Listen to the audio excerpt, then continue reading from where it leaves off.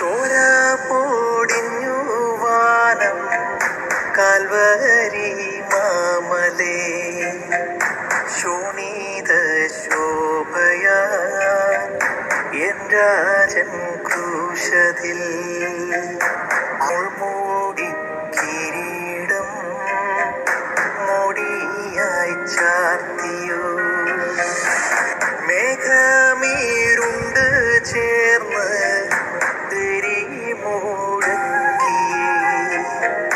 ദൂതഗണങ്ങളോ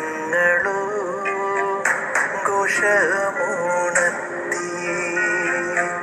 ഭൂമി നാനുത്തു പെയ്തു താതൻ്റെ കണ്ണീരു ഉള്ളു പീടഞ്ഞതൽ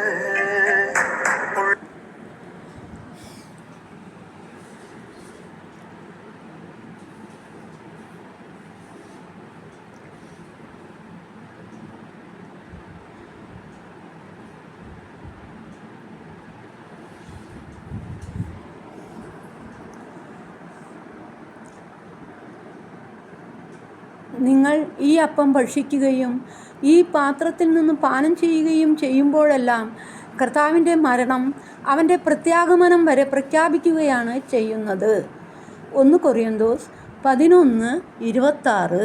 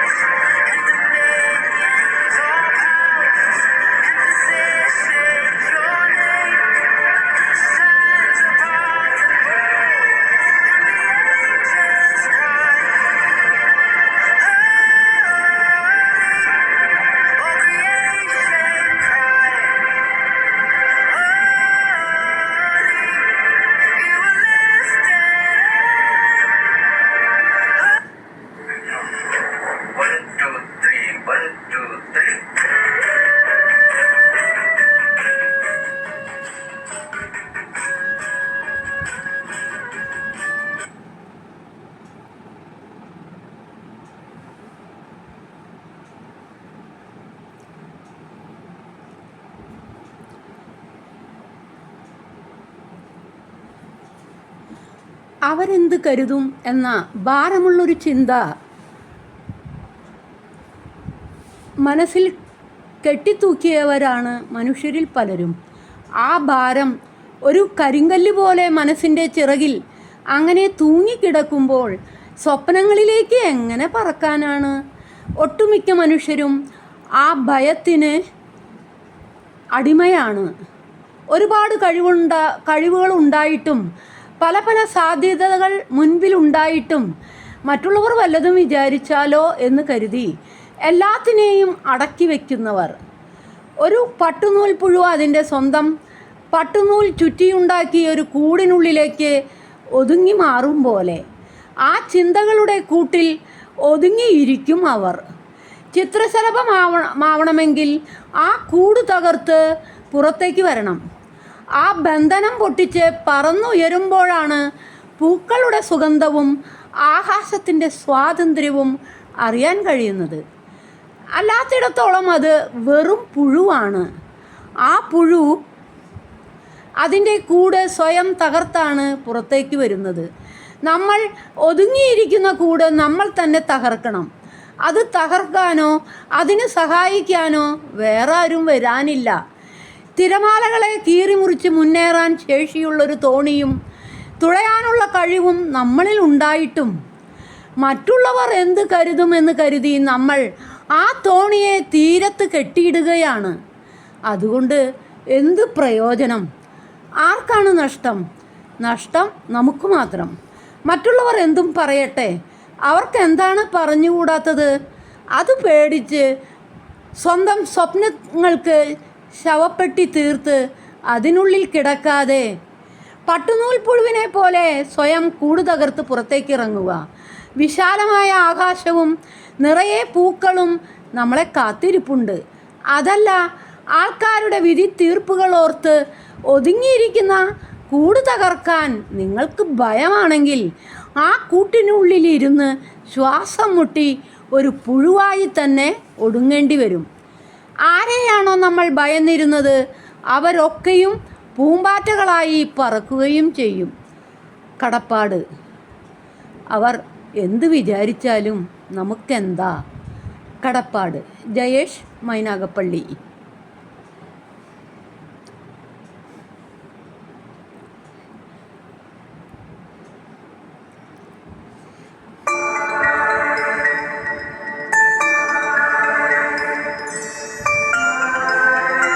പരിക്കേൽപ്പിച്ചവരെയും നമ്മെ പരിക്കേൽപ്പിച്ചവരെയും കൂടുതലായി സ്നേഹിക്കാനുള്ള ഓർമ്മപ്പെടുത്തലാണ് ഓരോ ദുഃഖവെള്ളിയും.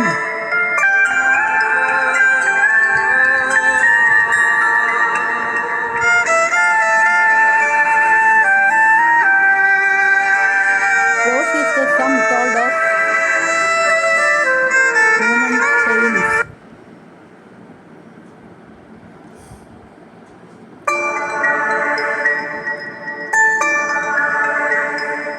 നാം പരിക്കേൽപ്പിച്ചവരെയും നമ്മെ പരിക്കേൽപ്പിച്ചവരെയും കൂടുതലായി സ്നേഹിക്കാനുള്ള ഓർമ്മപ്പെടുത്തലാണ് ഓരോ ദുഃഖവെള്ളിയും.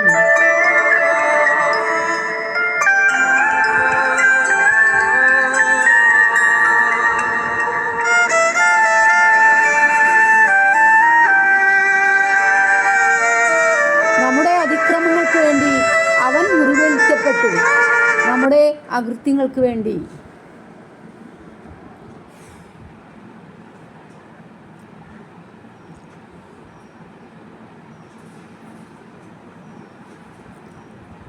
അങ്ങു ദൂരെ കാൽവരിയിൽ കണ്ടു ഞാനെൻ നാഥനെ, കാരിരുമ്പിൻ ആണിയേറ്റു നൊന്തു പിടയും യേശുവേ.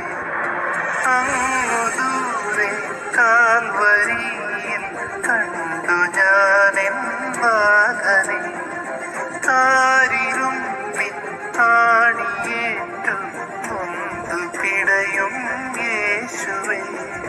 നിന്നോളം Download ShareChat.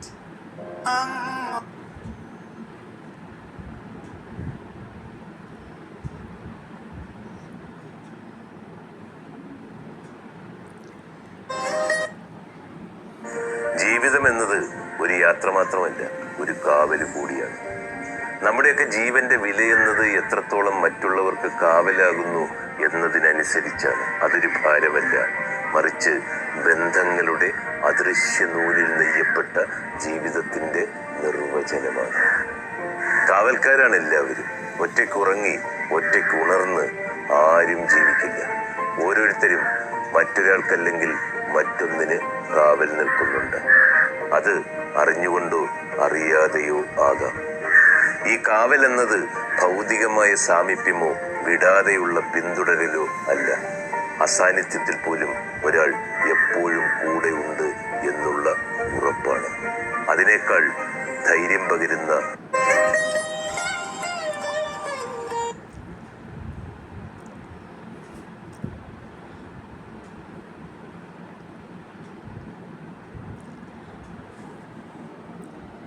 പിതാവേ, അങ്ങേ കൈകളിൽ എൻ്റെ ആത്മാവിനെ ഞാൻ സമർപ്പിക്കുന്നു.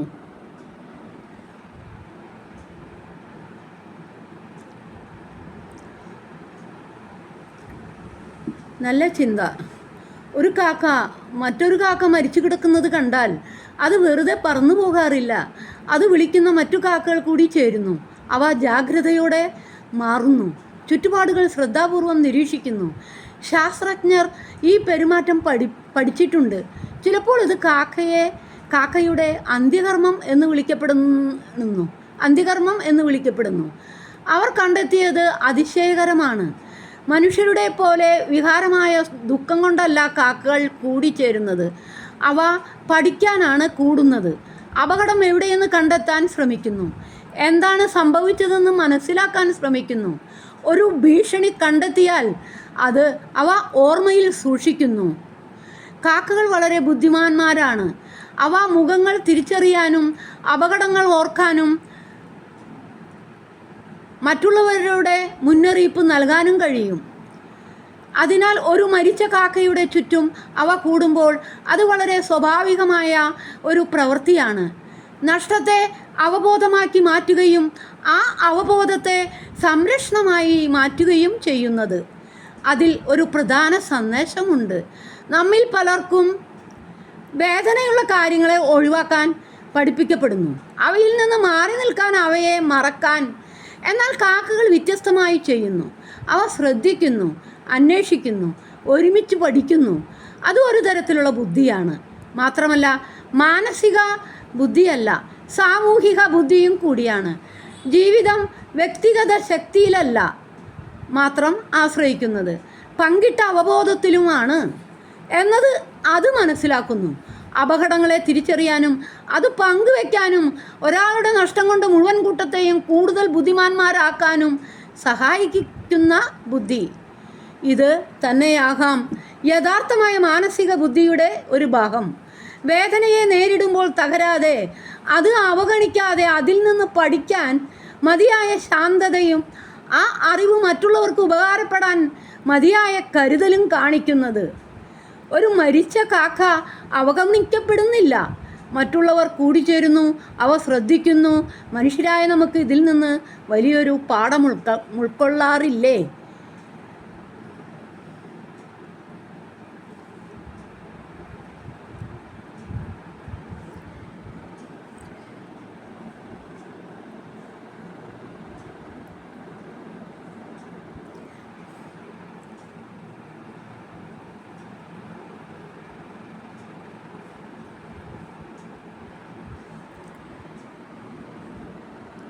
മനുഷ്യരാശിയുടെ രക്ഷകനായ ദൈവപുത്രൻ്റെ ത്യാഗ സ്മരണയിൽ ഇന്ന് ദുഃഖവെള്ളി.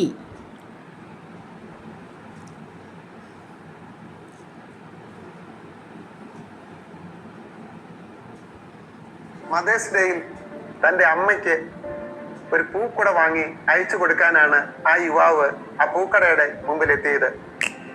പൂക്കൾ വാങ്ങി കൊറിയർ ചെയ്യാൻ ഓർഡർ ഏൽപ്പിക്കുമ്പോൾ അയാൾ ശ്രദ്ധിച്ചു, അതിന്റെ പുറത്ത് ഒരു പെൺകുട്ടി കരഞ്ഞുകൊണ്ട് നിൽക്കുന്നു. കാരുണ്യവാനായും ദയാലുവുമായ അയാൾ കാര്യം എന്താണെന്ന് അന്വേഷിച്ചു. അപ്പോൾ കരച്ചിലിനിടയിൽ വിതുമ്പി അവൾ പറഞ്ഞു, എൻ്റെ അമ്മയ്ക്ക് ഒരു ചുവന്ന റോസാപ്പൂ വാങ്ങാനാണ് ഞാൻ വന്നത്, എൻ്റെ കയ്യിൽ പൈസയില്ല. ഉടൻ ആ ചെറുപ്പക്കാരൻ ഒരു ചുവന്ന റോസാപ്പൂ ആ പെൺകുട്ടിക്ക് വാങ്ങിക്കൊടുത്ത് അമ്മയുടെ അടുത്ത് ആക്കാമെന്നും പറഞ്ഞ് ലിഫ്റ്റും കൊടുത്തു. അങ്ങനെ അവർ ചെന്നത് ഒരു സെമിത്തേരിയിലായിരുന്നു. മാസങ്ങൾക്ക് മുമ്പ് മരിച്ചുപോയ തൻ്റെ അമ്മയുടെ മുമ്പിൽ ആ ചുവന്ന റോസാപ്പൂക്കൾ വെച്ച് ആ പെൺകുട്ടി കരഞ്ഞു.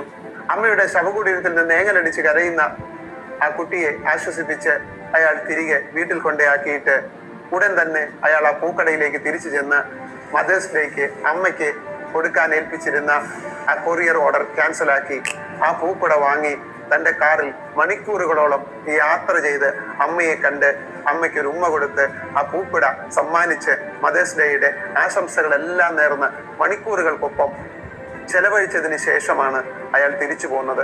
ആ സെമിത്തേരിയിൽ വന്ന് മരിച്ചുപോയ തൻ്റെ അമ്മയോട് കുഞ്ഞ് വർത്തമാനം പറയുന്നത് കേട്ടപ്പോഴാണ് ആ ചെറുപ്പക്കാരന് ജീവിച്ചിരിക്കുന്ന തൻ്റെ അമ്മയെ കാണണം എന്ന ഉത്കടമായ ആഗ്രഹമുണ്ടായത്. പ്രിയപ്പെട്ടവരെ, നമ്മുടെ ജീവിതത്തിലും എത്രയോ പ്രിയപ്പെട്ടവരുണ്ട്. അവരെ കാണാൻ നാം സമയം കണ്ടെത്താറുണ്ടോ? അവരുടെ അടുത്ത് പോകാൻ, അവരോട് ഇത്തിരി നേരം സംസാരിക്കാൻ, അവർക്ക് ഇഷ്ടപ്പെട്ട കൊച്ചു കൊച്ചു സമ്മാനങ്ങൾ നൽകാൻ, കൊച്ചു കൊച്ചു ഭക്ഷണ സാധനങ്ങൾ വാങ്ങി നൽകാൻ നാം സമയം കണ്ടെത്താറുണ്ടോ? കുഞ്ഞുനാളിൽ നമ്മളെ എടുത്തു വളർത്തിയ എത്രയോ പേരുണ്ട്. നമ്മളെ ഓമനിക്കുകയും ലാളിക്കുകയും ചെയ്ത എത്രയോ ആൾക്കാരുണ്ട്. അവരൊക്കെ ഇപ്പം പ്രായമായി വയ്യാതായിരിക്കുമ്പോൾ അവരെ ഒന്ന് കണ്ട് ഒരു അരമണിക്കൂർ നേരം അവരോടൊത്ത് സമയം ചെലവഴിക്കുക എന്നുള്ളത് നമ്മുടെ ഔദാര്യമല്ല, എൻ്റെയും നിങ്ങളുടെയും കടമയാണ്. അതുപോലെ തന്നെ നമ്മുടെ പ്രിയപ്പെട്ടവരെ, അച്ഛനാവാം, അമ്മയാവാം, മക്കളാവാം, സഹോദരങ്ങളാവാം, പ്രിയപ്പെട്ട സുഹൃത്തുക്കളാവാം, അവരെയൊക്കെ പോയി കാണുന്നതിന് സമയമില്ല എന്ന പേര് പറഞ്ഞ്, എന്ന ന്യായം പറഞ്ഞ് ഞാനും നിങ്ങളും എത്രയോ ദിവസങ്ങൾ നീട്ടി പോകുന്നു. എനിക്കും നിങ്ങൾക്കും, ഞാനും നിങ്ങളും നാളെ ഉണ്ടാവുമോ ഇല്ലയോ എന്ന് വല്ല ഉറപ്പുമുണ്ടോ? നിങ്ങൾക്കറിയുമോ, ഒരു മനുഷ്യനെ നേരിട്ടിൽ കാണുമ്പോൾ, അതായത് ഫിസിക്കൽ കോണ്ടാക്ട് മാത്രം ഉണരുന്ന തലച്ചോറിൽ ചില ന്യൂറോണുകൾ ഉണ്ടത്രേ. അത് ഉണരണമെങ്കിൽ നാം മനുഷ്യനെ നേരിട്ട് കാണുക തന്നെ വേണം. അപ്പൊ നമുക്ക് അവർ ചെയ്ത തെറ്റ് അവർക്ക് മനസ്സിലാകുമെന്ന്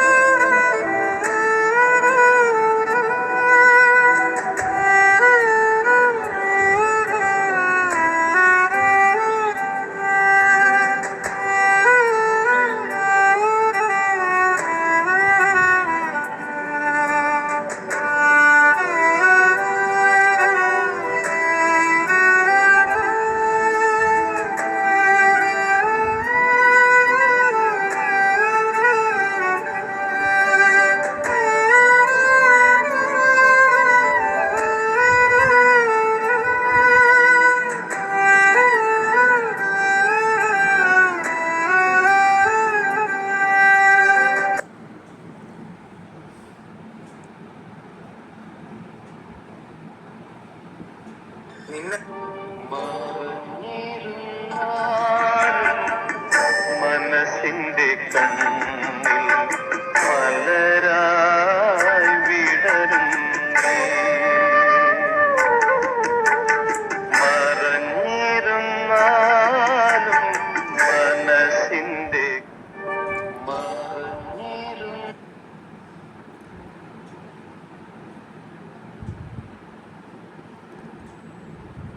ഒരു മുതിർന്ന മനുഷ്യൻ ഒരിക്കൽ ഒരു കുട്ടിയോട് ഇങ്ങനെ പറഞ്ഞു: തെറ്റ് ചെയ്യുന്നവർക്ക് വേണ്ടിയാണ് റബ്ബർ ഉണ്ടാക്കിയിരിക്കുന്നത്. അപ്പോൾ കുട്ടി അപ്രായമായ മനുഷ്യനെ തിരുത്തി: തെറ്റുകൾ തിരുത്താൻ തയ്യാറുള്ളവർക്ക് വേണ്ടിയാണ് യഥാർത്ഥത്തിൽ റബ്ബർ ഉണ്ടാക്കിയിരിക്കുന്നതെന്ന്. നമ്മുടെയൊക്കെ ജീവിതത്തിൽ തെറ്റുകൾ സംഭവിച്ചു പോകുന്നത് സ്വാഭാവികം. തെറ്റ് തെറ്റാണെന്ന് തിരിച്ചറിഞ്ഞു കഴിഞ്ഞാൽ അത് തിരുത്താനുള്ളതാണ്. ഒരു മുതിർന്ന മനുഷ്യൻ ഒരിക്കൽ ഒരു കുട്ടി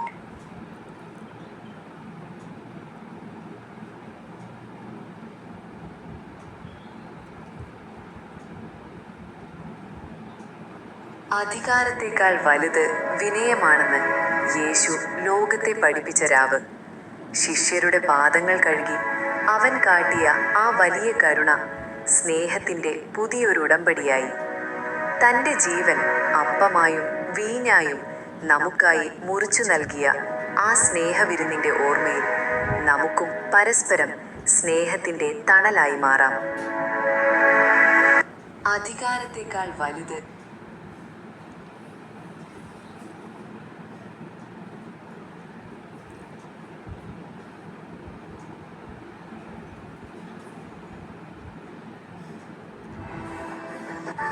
നമ്മളൊന്ന് ഓച്ചാനിച്ച് നിന്നാൽ നമുക്കില്ലാത്ത നന്മകളില്ല. പക്ഷേ ഗതികേട് കൊണ്ട് ഒന്ന് പ്രതികരിച്ചു പോയാൽ പിന്നെ നമുക്കില്ലാത്ത കുറ്റങ്ങളുമില്ല, കുറവുകളുമില്ല. ശരിയല്ലേ? ഒന്ന് ചിന്തിച്ചു നോക്കിയേ. ഗതികേട് കൊണ്ടെങ്ങാനും എന്തെങ്കിലും പറഞ്ഞു പോയാൽ പിന്നെ നമ്മളൊക്കെ മോശക്കാരാ. ഇന്നത്തെ കാലഘട്ടം അങ്ങനെയാ. പക്ഷേ നീ നിന്റെ ജീവിതത്തിൽ വിശ്വസിക്കുക, നന്മയിൽ തുടരുക. കേട്ടോ? ദൈവം സഹായിക്കട്ടെ, ദൈവം കൂടെ ഉണ്ടാകട്ടെ. നമ്മളൊന്ന്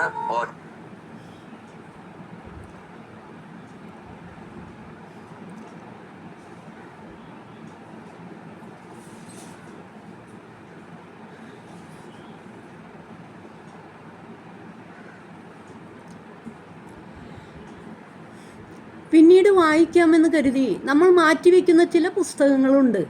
ഓരോ തവണയും അതിനെക്കുറിച്ച് ആലോചിക്കുമ്പോഴൊക്കെ തിരക്കൊഴിഞ്ഞ് സ്വസ്ഥമായി പിന്നീട് വായിക്കാമല്ലോ എന്ന് കരുതും. അതിനിടയിൽ പുതിയ പുസ്തകങ്ങൾ കയ്യിൽ വന്നു ചേരും.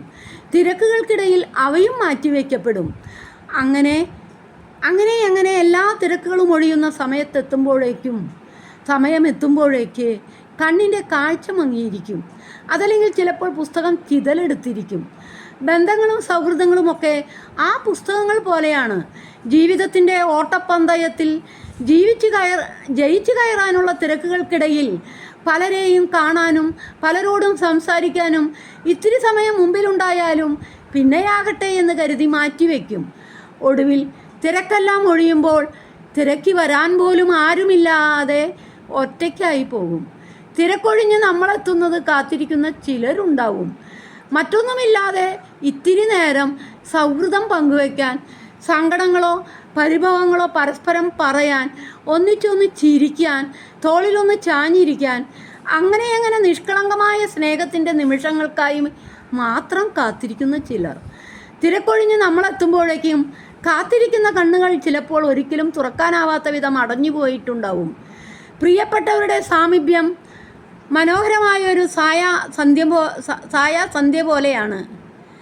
അത് ആ നിമിഷത്തിൽ ആസ്വദിക്കാനുള്ളതാണ്. വൈകിപ്പോയാൽ പിന്നെ ഇരുട്ട് മാത്രമേ കാണൂ. അടുത്ത സന്ധ്യ നമുക്കുള്ളതാവണമെന്നില്ല. തിരക്കെന്ന ഒറ്റവാക്കിൻ്റെ വലിയ മതിലിനപ്പുറം തിരക്കിൽ നിൽക്കുന്നവരിലേക്ക് ഇടയ്ക്കൊരു പുഞ്ചിരിയെങ്കിലും എറിയാൻ മറന്നു പോകരുത്. തിരികെ വരുമ്പോൾ വെള്ളമൊഴിക്കാമെന്ന് കരുതി വീട്ടുമുറ്റത്തെ പ്രിയപ്പെട്ട ചെടിയെ അവഗണിച്ചു പോകുമ്പോൾ ഒന്നോർക്കുക. തിരികെ വരുമ്പോഴേക്ക് എത്ര നനച്ചിട്ടും പ്രയോജനമില്ലാത്ത വിധം അത് ഉണങ്ങിയിട്ടുണ്ടാവും. നമ്മുടെ പ്രിയപ്പെട്ട മനുഷ്യരും ആ ചെടികളെ പോലെയാണ്. കടപ്പാട്.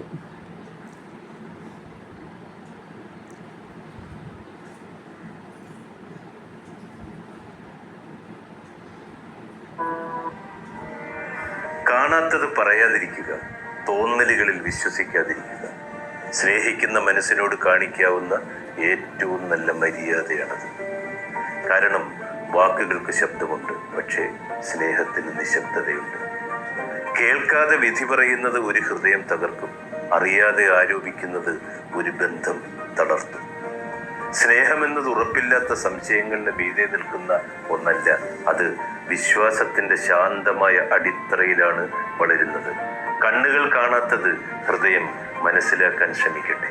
സ്നേഹിക്കുന്നവരെ സംരക്ഷിക്കുക, അവരെ സംശയങ്ങൾ നശിപ്പിക്കരുത്. അവരുടെ ഹൃദയം നമ്മുടെ കൈകളിലാണ് എന്ന് മറക്കാതിരിക്കുക. അതാണ് സ്നേഹത്തിന്റെ യഥാർത്ഥ മാതൃക.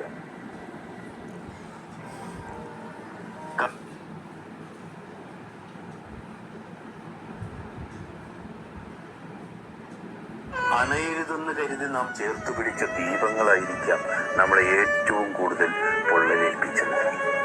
ചില മുറിവുകൾ ഒരു സുഖമാണ്. അത്ര പ്രിയപ്പെട്ടവരുണ്ടാക്കിയ മുറിവുകൾ ഹൃദയത്തിൽ വിങ്ങുന്നിടത്തോളം കാലം മറക്കാനാവില്ലല്ലോ അവരെ. അണയരുതെന്ന് കരുതി നാം